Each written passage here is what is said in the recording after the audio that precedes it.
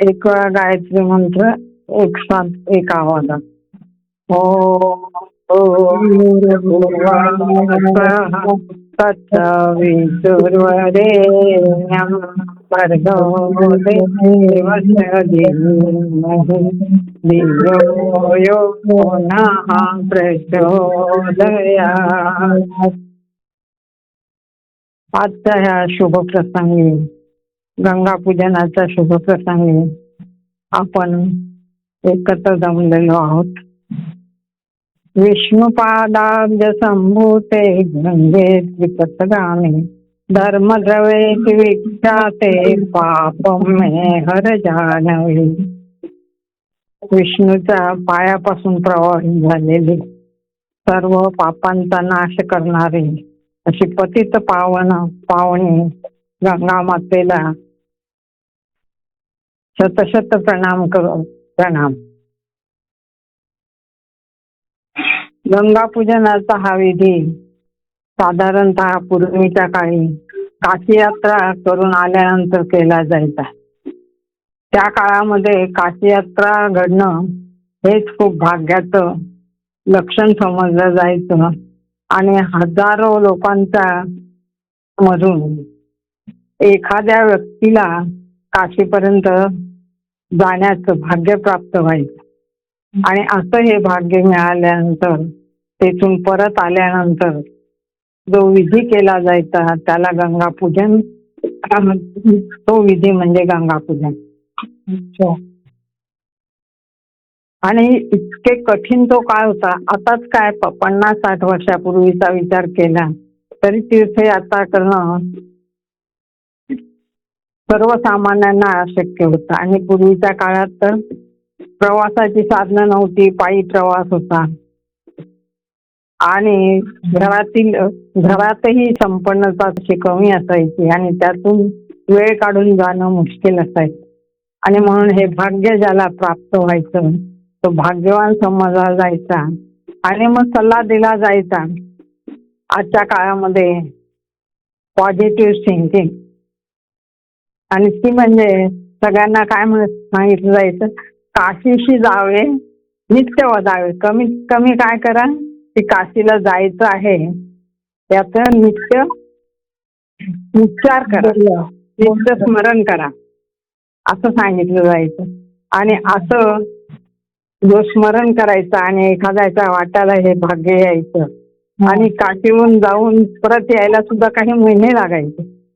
आणि तिथून अनेक अडचणींचा सामना करत शारीरिक मानसिक तप घडायचं. बाह्य शुद्धी बरोबर आंतरशुद्धी व्हायची. आणि ह्या सर्वांना हे प्राप्त व्हायचं नाही. आणि तिथून सुखरूप परत आल्यानंतर सर्व नातेवाईकांना पण त्या व्यक्तीला भेटायची इच्छा असायची, त्या व्यक्तीला पण आनंद व्हायचा. आणि मग एक विधी गंगा पूजनाचा केला जायचा. तिथून आणलेलं ते गंगेचं जल, तीर्थ, पावन तीर्थ नाही प्रत्येकाला तिथपर्यंत जाऊन स्नान करता आलं तर कमीत कमी त्या तीर्थाचं तरी प्राशन करून करण्याचं भाग्य प्राप्त व्हावं म्हणून सर्व नातेवाईक आपसुकी एक दिवस एकत्र जमायचे. आणि हा विधी संपन्न व्हायचा. या विधीला संपन्न करण्याकरता नाव मात्र फार सुंदर दिलेलं होतं बरं का. काय नाव होतं त्या विधीला? मावंद. आणि मावंद, मावंद म्हणजे काय? त्याचा अर्थ असा आहे की मा म्हणजे नको आणि वंद म्हणजे बोलू. मी तीर्थयात्रा केली हे बोलू नको. अच्छा. कारण जर बोलून दाखवलं त्या ठिकाणी मी आला म्हणजे अहंकार आला आणि मग केलेल्या पुण्याचा क्षय होतो म्हणून मावंद. आणि तो अहंकार वाढू नये म्हणून ह्या पूजनाचं आमंत्रण दिलं जायचं. आणि तिथे ती व्यक्ती मग त्या व्यक्तीचे अनुभव शारीरिक तपाबरोबर, फक्त शारीरिक तप व्हायचं का? शारीरिक तप तर असायचं, क्लेश तर असायचे, पण प्रवासामध्ये प्रत्येक ठिकाणी सत्संग व्हायचा. अच्छा. तीर्थ स्नानाबरोबर अंतःकरणाचंही शुद्धीकरण व्हायचं. हा. आणि त्या अंतःकरण शुद्धीतनं जे काय आपल्याला सत्संग प्राप्त व्हायचा, आत्मशुद्धी, अच्छा. आणि त्या सर्वांचा झालेला लाभ आपल्या सर्वांना मिळावा, ते आपले अनुभव सर्वांना सांगावे, हाही या पूजनाच्या मागे एक उद्देश असायचा. हा. आणि याला यात्रा म्हटलं जायचं. अच्छा. यात्रा या शब्दाचा अर्थ आहे की ज्या प्रवासातनं, ज्या तपासनं आम्हाला त्राण मिळतं. हा. बघा, थोडस कुठे जाऊन आलो की आम्ही थकतो, काय म्हणतो, बाई थकून गेलो, त्राण नाही राहिलं माझ्याकडून. हा. पण एवढं तपश्चर्या करून, एवढा हे करून जिथे त्राण येतोय, त्राण म्हणजे काय, तर हा भवसागर तरून जाण्याची, जीवन जगण्याची कला त्यामधनं आम्हाला प्राप्त होते. हा. ते त्राण आम्हाला मिळतंय. शारीरिक कष्टाबरोबर भवसागर तरून जाण्याची पात्रता आमच्यामध्ये येते. आणि म्हणून या प्रवासाला प्रवास म्हटलं जायचं नाही, जत्रा म्हटलं जायचं नाही, यात्रा म्हटलं जायचं. अच्छा. ज्या कष्टामुळे आम्हाला त्राण येते, भवसागर तरून जाण्याचं थकवा येत नाही. हा. आणि अशा तीर्थयात्रा कोण करायचं? अनेक संत महंत करायचे, त्याबरोबर त्यांचे शिष्य असायचे. अच्छा. आणि त्यावेळेला बघा, समाज प्रबोधन या संतांच्या माध्यमातून व्हायचं. हा. प्रत्येक संताने तीर्थयात्रा केलेली आहे. अच्छा. रामदास स्वामीने आपलं तप पूर्ण झाल्यानंतर 12 वर्ष तीर्थाटन केलं. हा. यात्राही नाही, तीर्थाटन. हा. तीर्थ करत फिरवत असताना लोक समाजाचा सुद्धा अभ्यास करायचा, त्यांच्या शंका बघायच्या, त्यांच्या अडचणी बघायच्या, आणि त्या निवारण करण्याकरता उपाय पण करायचे. अच्छा. असं रामदासांनी केलं. असं तीर्थयात्रा एकनाथ महाराजांनी केली.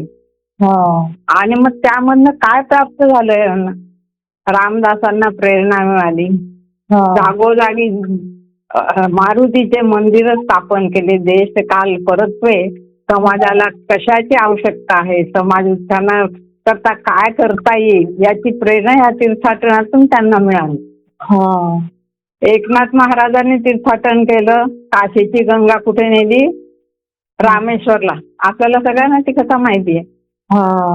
पण ती काशीची गंगा रामेश्वरला नेत असताना प्राप्त सत्संगातून स्वतः तर संतच होते, पण लोकांनाही त्या त्या प्रवाहामध्ये सामील करून आधी केले, मग सांगितले.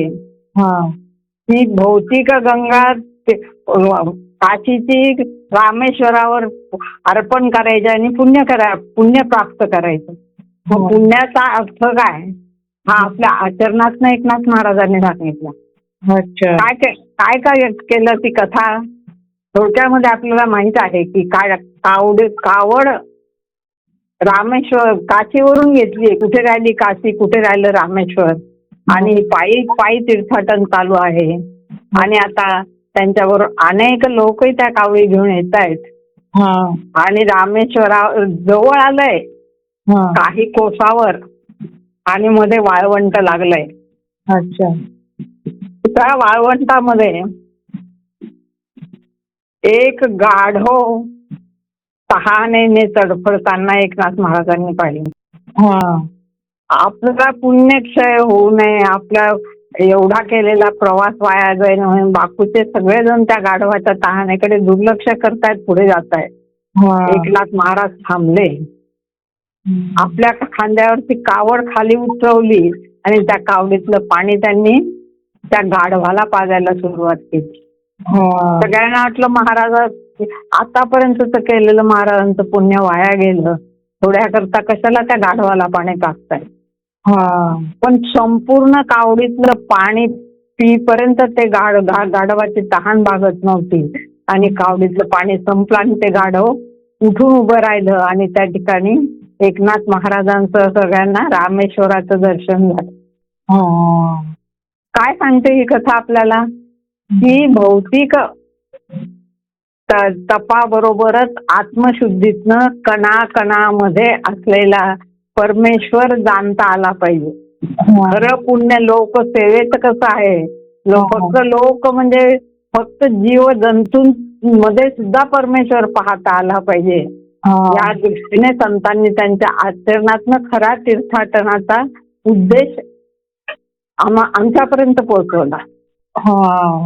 आणि तो उद्देश ज्या आमच्या पात्रतेप्रमाणे आम्ही आचरणात आणावा त्या काळात अनेकांनी आणला. देश काल परत सगळंच बदललंय.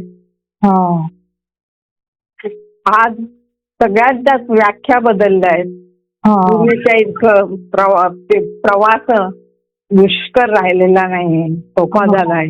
साधनांची विपुलता आहे, धनाची विपुलता आहे. आणि काही महिने लागणारा तीर्थाटनाला लागणारा प्रवास काही दिवसावर आलाय. पण मग झालं काय, आम्ही भोज्य टिपायला लागलो. आणि फक्त इथे जाऊन यायचं तिथे जाऊन यायचं, चारी धाम झाले. आमचे काय झाले, चारी धाम झाले. आमचे काय सगळं देव दर्शन झालं. आपण दर्शन झालं का? खरं तीर्थयात्रेत जे शारीरिक मानसिक तप व्हायला पाहिजे, जो सत्संग व्हायला पाहिजे, तो मिळाला का? फक्त भौतिक प्रवास झालाय, त्यातही विडंबन आलंय. आणि तिथेच यात्रा या शब्दाला बाध आली.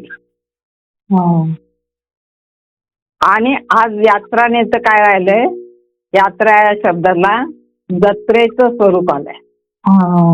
जत्रा म्हणजे काय, गर्दी.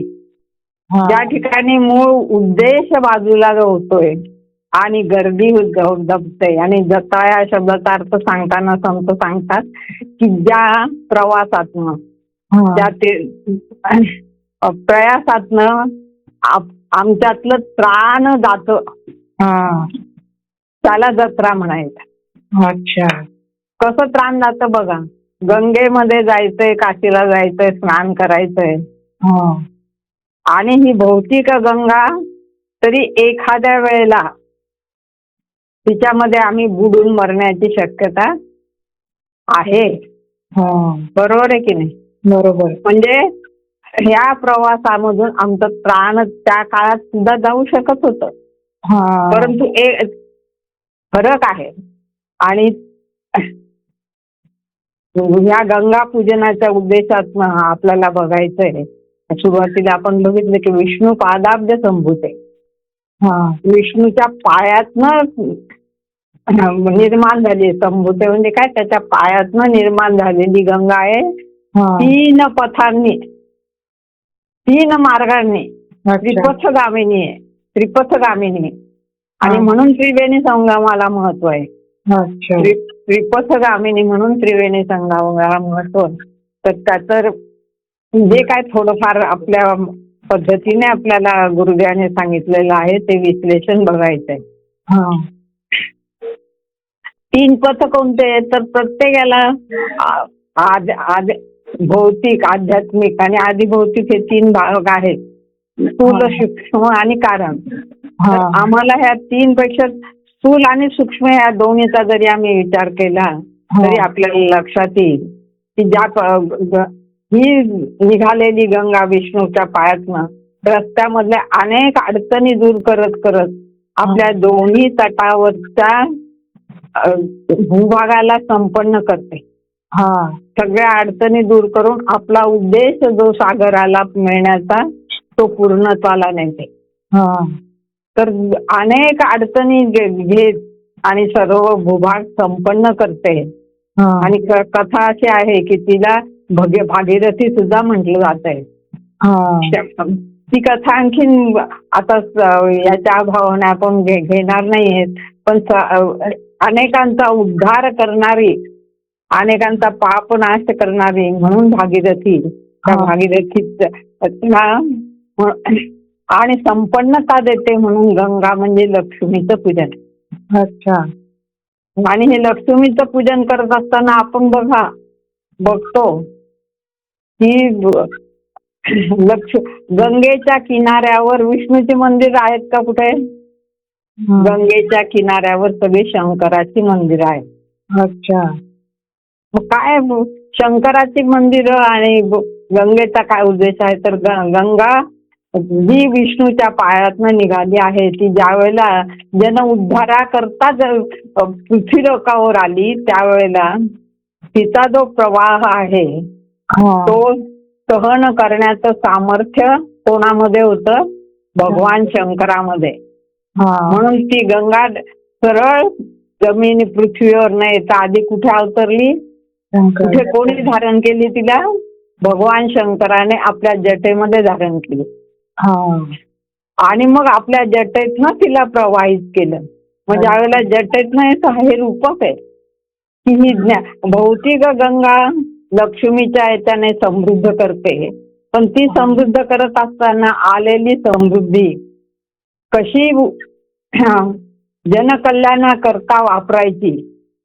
जगाचं कल्याण म्हणजे शिव म्हणजे कल्याण, शिवत्वात कसं रूपांतर करायचं म्हणून त्या शंकराने आपल्या मस्तकी धारण केली. म्हणजे मस्तकावरून काय ज्ञान गंगेच्या रूपात प्रवाहित केले. दुसरा प्रवाह काय? भौतिक प्रवाह बरोबर ही ज्ञानगंगा आहे. आणि ती ज्ञानगंगाच मग यामध्ये आपण बघितल्याप्रमाणे सत्संगातनं ते ज्ञान प्राप्त होतं. आणि भौतिक जीवनाबरोबर आत्मशुद्धी होते. त्या आत्मशुद्धीतनं मनुष्याला आत्मपरीक्षण, त्यानंतर आत्मपरीक्षणातनं मग आत्मनिर्माण आणि या गोष्टी आत्मबल मिळतं आणि जीवन समृद्ध करता येतं. आणि म्हणून ते शिवशंकराने आपल्या जटेमध्ये धारण केली. आणि या ठिकाणी आपल्याला गंगेचा दुसरा त्रिपथ म्हणजे गंगेला त्रिवेणी संगमाकडे जात असताना दुसरा पथ कोणता मिळतो? गंगा यमुनेचा. अच्छा. यमुना काळी आहे. भगवान शंकराने हलाहल प्रार्थना केलं आणि सर्व जगाकरता अमृत प्रदान केलं. ओम त्र्यंबकम यजामहे. सगळ्यांना आपल्या शंकराने काय केलं? अमृत तत्वाकडे, मृत्योर मोक्षे यमामृतात, अमृत तत्वाकडे नेणारा जो सत्संग आहे तो ह्या गंगेच्या किनाऱ्याने आम्हाला मिळतो आणि आमची आत्मजागृती होते. अच्छा. मग त्या आत्मपरीक्षणातनं आत्मनिर्माण, आत्मविकास या गोष्टींचा प्रवाह अंतर्यामी जागृत होतो. आणि ही यमुना नदी म्हणून काळी आहे. अच्छा. यमुनेचं जळ कसं आहे? काळं आहे. मग काळं त्या हलाहल विष पचवायचं असतं आणि ते बाहेरही टाकायचं नाही. आतही आपल्या शरीरावर परिणाम होऊ द्यायचा नाही. कंठाच्या ठिकाणी म्हणून तो नीलकंठ झाला. आणि सर्व जगाला पावन करणारं शिवत्व अर्पण केलं. ही दृष्टी, ही जीवन जगण्याची कला ज्ञान गंगेतनं आपल्याला मिळते. अच्छा. आणि म्हणून भौतिक गंगेमध्ये तरी तरण्याची, बुडून मरण्याची भीती आहे. किती संरक्षण केले असतील. आताही तुम्ही जाल तीर्थदर्शनाला तर गंगेच्या प्रवाह तेवढा खोल आणि भव्य दिव्य आहे. बाजूने संरक्षक कठडे लावलेले असतात आणि तरीही मनुष्याचा पाय सटकण्याची अनेक वेळेला शक्यता असते, इतके संरक्षण असून. परंतु ही ज्ञानगंगा मात्र तिच्यामध्ये मनुष्य कधीच बुडत नाही. उलट ह्या भवसागर तरुण जाण्याची क्षमता ह्या तीर्थाटनातनं, ह्या गंगा यमुनेच्या संगमातनं आम्हाला प्राप्त होते. पण याच ठिकाणी काय होतं मग? त्रिवेणी संगम आहे. तिसरा जो आहे तो कोणता आहे? हा. सरस्वती ही सरस्वती गुप्त आहे. हा. सरस्वती दिसत नाही, त्रिवेणी संगमामध्ये दोनच दिसतात. आणि गुप्त काय आहे मग, तर गुप्त आमच्यातलं ज्ञान, ही लोक जागरणाची जी आमच्यामध्ये प्रेरणा आहे ती प्रत्यक्ष दिसते का, ती गुप्त आहे. आणि ती गुप्त सुप्त शक्ती तुमच्यात माझ्यात प्रत्येकात आहे. अच्छा. आणि जसं बीज रूपामध्ये प्रत्येकामध्ये आहे, आणि जे ब्रह्मांडी ते पिंडी, हा. या ब्रह्मांडामध्ये जे जे सगळं काही आहे ते आमच्या 3.5 हाताच्या देहामध्ये परमेश्वराने प्रदान केलेलं आहे. अच्छा. आणि ते आमच्या 3.5 हाताच्या देहामध्ये कसं आहे आणि त्याला कशी काय ह्या गंगेला प्रवाह, ह्या त्रिवेणी संगमामध्ये आम्ही कसं स्नान करायचं, या ज्ञानाचा बोध ही गुप्त सरस्वती आम्हाला देते. आणि म्हणून ते सरस्वती गुप्त आहे. आणि ही गुप्त सरस्वतीला वाणीची देवता म्हणून म्हटलेलं आहे. आणि वाणीची देवता आहे ती प्रगट कुठून होते, आमच्या मुखातनं होते. पण मुखातनं सुद्धा प्रगट करू नका, अहंकाराचा तुमच्या पुण्याचा क्षय होईल. अच्छा. असंही सांगितलं जातं. पण सरस्वतीला प्रगट होण्यात मार्गच वाणी आहे. आणि त्या वाणीच्या माध्यमातून आज या सत्संगातनं आपण ते प्रागट्य करतोय. अच्छा. तर ही सरस्वती गुप्त असलेली सुप्त आमच्यातली प्रेरणा या पद्धतीने प्रवाहित करायची. आणि ती ब्रह्मांडी आहे ती पिंडी कशी आहे, तर आमच्या ह्या 3.5 हाताच्या शरीरामध्ये सुद्धा गंगा, यमुना, सरस्वती आमच्या श्वासाच्या रूपामध्ये आहे. तो भाग सूक्ष्म आहे, अभ्यासाचा आहे. त्यांना इडा, पिंगला आणि सुषुम्ना या दृष्टीने संबोधलं जातं. आणि ह्या तिन्हींचा संगम कुठे होतो, तर आज्ञाचक्रामध्ये होतो. ही सगळी जागृती, ही सगळं सूक्ष्मत्व म्हणजे सरस्वतीचं पूजा. आणि म्हणून ह्या त्रिवेणी संगमाला भौतिक आणि आध्यात्मिक दोन्ही संगमाला अतिशय महत्व आमच्या शास्त्राने दिलेलं आहे. हे होतंय, आज सगळी विकृती आलीये त्याचा आम्हाला पत्ता नाही. आणि जत्रेचं स्वरूप कसं आलंय, महिनोगंती लागणाऱ्या प्रवासाला, वर्षोगंती लागणाऱ्या तीर्थाटनाला, की सगळं जीवन समर्पण करण्याचं त्या तीर्थाटनातून ज्या नामदेवाने पंढरपूर सोडून जायला तयार नव्हते, ज्याच्याशी पांडुरंग बोलत होता, पण ज्यावेळेला चराचरातला पांडुरंग त्यांना दिसला त्यावेळेला तोच नामदेव तुपाची वाटी घेऊन कुत्र्याच्या मागे पळतोय. आणि मग त्यात नामदेवाला 45 वर्ष सर्व तीर्थाटन करत पंजाब मध्ये आवश्यकता होती, म्हणून तिथे आपला संपूर्ण आयुष्य लोक जागरणा करता घालवण्यात जी प्रेरणा मिळाली ते खरं तीर्थाटन. अच्छा. आणि असं हे तीर्थाटन आज आम्ही काय करतोय, सगळं बदललंय. सुरुवातच कुठून होते, महावदय, पण आमची सुरुवातच कुठून होते, आमचे 4 धाम झाले. सुरुवात कुठून झाली पहा, अहंकार कुठून खुललाय पहा. पहिल्याने तुम्ही कोणत्या याच्या बरोबर जातायत त्यावर तुमचं प्रेस्टिज ठरतंय. केसरी बरोबर गेले का राज कोणत्या याच्या बरोबर गेले, तिथे तुमचं प्रेस्टिज वाढलं. आणि वेळ कमी, 12 वर्षाचा प्रवास 12 तासावर 12 दिवसावर येऊन गेलाय. मग ह्या सगळ्या गोष्टीला अरे प्रेशर कुकर सुद्धा वाफ निघू द्यावी लागते आणि उघडावा लागतो, मग आम्हाला आपल्याला जेवण मिळतं. काही गर्दीमध्ये कोणतंच होत नाही आणि कोणताच लाभ होत नाही. आणि आज अशी विकृती ह्या यात्रेमध्ये आली आहे, जे प्राण आमचं जातंय. प्रत्येकाने ज्यांनी आता इथे आपण अनेकांनी इथे आज तर अनेक जण असतो सगळ्या ठिकाणी प्रवास करून आले. मी प्रवास म्हणेल याला, तीर्थाटन होणार नाही, प्रवास होईल.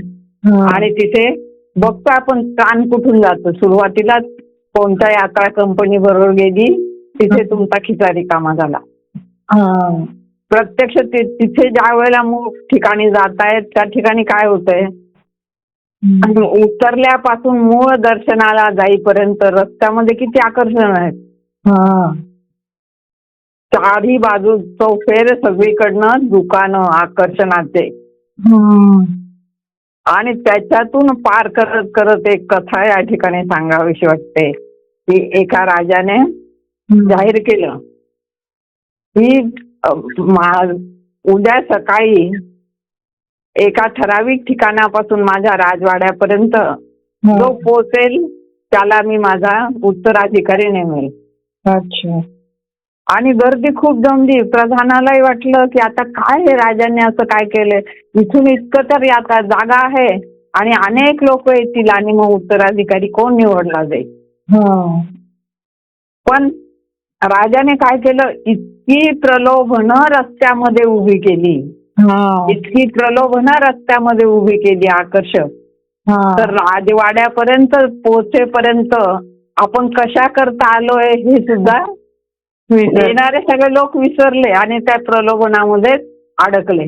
फक्त एकच व्यक्ती अशी होती की ती आपला मूळ उद्देश लक्षात ठेवून फक्त राजवाड्यापर्यंत दिलेल्या वेळात पोहोचली. अच्छा. तशी ही प्रलोभनं आम्हाला अगदी गाडीतनं उतरल्यापासून मूळ दर्शनापर्यंत, दर्शनाच्या ठिकाणी किती गर्दी, सगळ्या ठिकाणी गर्दी गर्दी. आणि मग मूळ उद्देश दर्शन होतं का नाही. दर्शन आणि प्रदर्शन. दर्शन ज्या वेळेला आम्ही देवापुढे उभं राहतो, हात जोडतो, त्यावेळेला बरोबर आमचे काय होतात, डोळे मिटतात. म्हणजे त्या परमेश्वराला आम्ही आमच्या अंतःकरणामध्ये धारण करतो, त्याला दर्शन म्हणायचं. आणि डोळे उघडून जे सगळं पाहतो ते काय आहे, प्रदर्शन. त्या प्रदर्शनातच मनुष्य इतका अडकतो की दर्शन दूरच राहत. अनेक खुलासे यावर आपल्याला करता येतील आणि तिथपर्यंत किती जण अजूनही या तीर्थयात्रेमध्ये म्हणायचं नाही एखादा तरी आपला उद्देश नक्कीच साधत असेल. सहस्रेषु 1000 लोकातून एखाद्याला तरी ही गुरुकृपा नक्कीच प्राप्त होत असेल आणि प्राप्त व्हावी हीच आज या गंगा पूजनाच्या याच्यातनं माता गंगेला आपण प्रार्थना करू शकतो.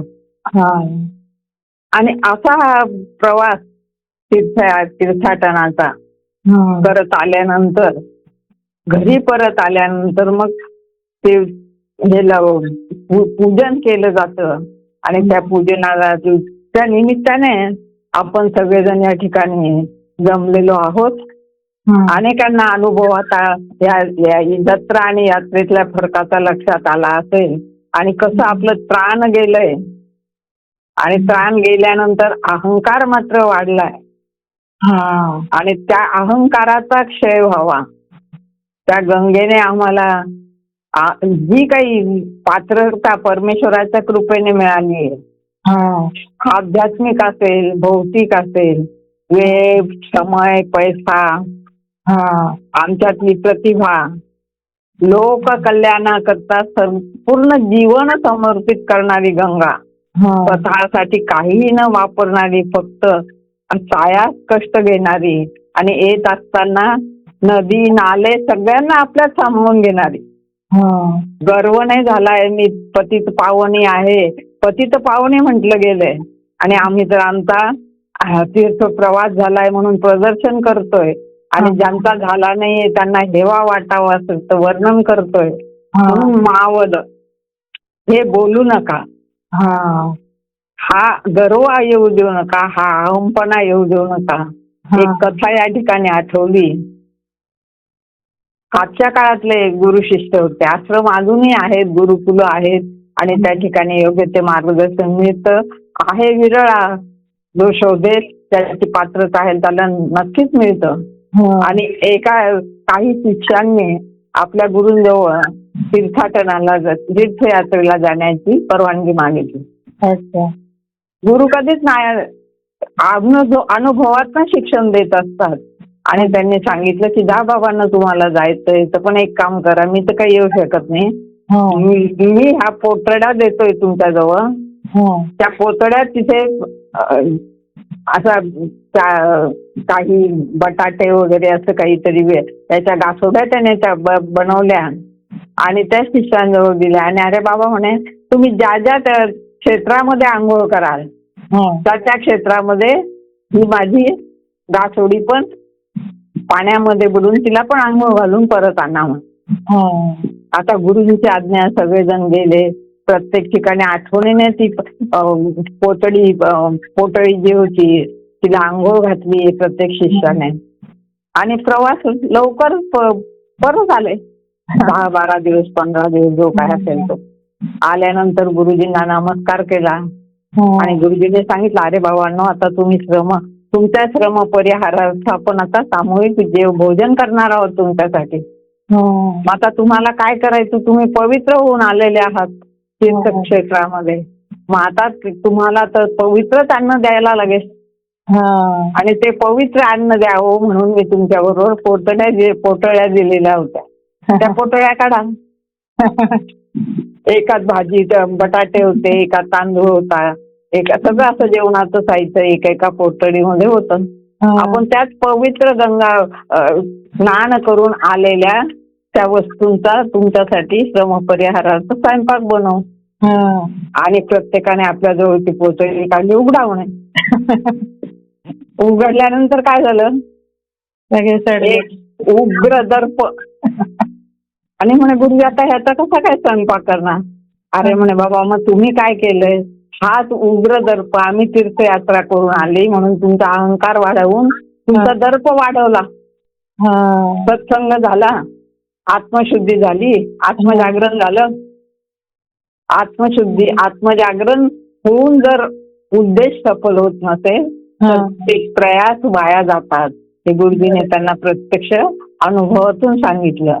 आणि म्हणून मावद आणि ही अशी प्रेरणा तुम्हाला, आम्हाला सगळ्यांना ह्या आजच्या गंगा पूजनातून प्राप्त व्हावी. त्यातनं आम्हाला आमच्या आत्मपरीक्षणानंतर आत्मनिरीक्षण, नंतर आत्मजागरण आणि आत्मनिर्माण या पायऱ्यांचा प्रवास करत लोक कल्याणासाठी आमच्या जीवनाचा एक अंश संकल्पित करण्याची प्रेरणा या गंगा पूजनातून आम्हाला प्राप्त व्हावी आणि आमचा उद्देश सफल व्हावा ही प्रार्थना त्या गंगा मातेच्या चरणी करून आज आपण पुढच्या पूजनाला सुरुवात करूया. वीडियोस बनाने हैं, फिल्मोरा है ना,